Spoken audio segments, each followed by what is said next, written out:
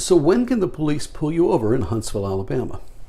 For a police officer to pull you over, he has to have at least what is known as reasonable suspicion. Reasonable suspicion means that it is more than a hunch. He has to have some reasonable, articulable grounds on which to base the stop. If he stops you without that, then it is possible that your lawyer may be able to get whatever evidence results from that thrown out. So the lowest level of proof that a police officer needs to pull somebody over is what is called reasonable suspicion. The other term that you'll hear a lot is probable cause. Probable cause is higher than reasonable suspicion.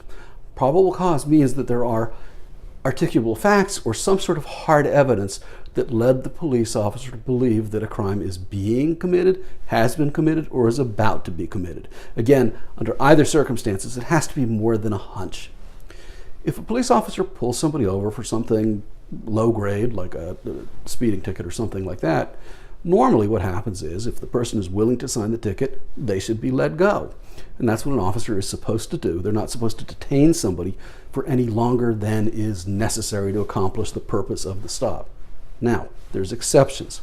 And the exception is if once he's pulled somebody over, and for this argument I'm assuming he's done so legitimately, if he has pulled somebody over legitimately, and something else happens that leads him to have either reasonable suspicion or probable cause that there is some other criminal activity going on, he can detain the person further to investigate that. Typical kind of thing that we might see is police officer pulls somebody over, maybe for speeding or having a tag light out or something like that. Let's assume that it's a reasonable stop. He walks over. Do I smell weed? Well, if he is not making that up, if that is a legitimate basis, then yes, he is allowed to further detain and further investigate that to determine whether or not there is some sort of a crime being committed.